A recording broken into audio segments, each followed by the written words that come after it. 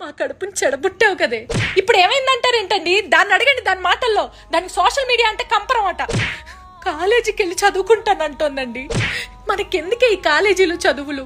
కమ్మగా 4 రీల్స్ చేసుకోక, రోజుకు 2 పోస్టులు 2 రీల్స్, ఇవే కదా మేము నీ దగ్గర నుంచి కోరుకునేది. అరే యూట్యూబ్ ఛానల్ పెట్టమంటే నానుస్తూ ఉండరా, నా కొంప ముంచరా అని ఇంతవరకు పెట్టలేదు. రేపు సంబంధాలకు వచ్చిన వాళ్ళు మీ అమ్మాయికి యూట్యూబ్ ఛానల్ ఉందా అంటే నా తలకాయ ఎక్కడ పెట్టుకోమని. మీ నాన్నగారికి 1 మిలియన్ ఫాలోవర్స్.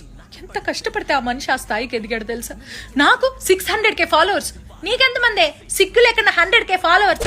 కొత్త బట్టలు ఏమన్నా కొనుక్కుంటే get ready with me video చేయమని 1,00,000 సార్లు చెప్పాను. మేము ఎంత ప్రయత్నించినా నువ్వు ఇంకెలాగో బాగుపడవని అర్థమైపోయింది. ఇంకే డాక్టర్, లాయర్, ఇంజనీర్ అయ్యి కాలం గడపాల్సిందే. నువ్వు ఇన్ఫ్లుయెన్సర్ అయ్యే ఛాన్సులు ఏ కోసానా లేవు. నన్ను చూసైనా కొంచెం నేర్చుకోవే. ఇప్పుడు నేను తిట్టే తిట్లు కూడా లైవ్ స్ట్రీమింగ్ చేస్తున్నాను నేను.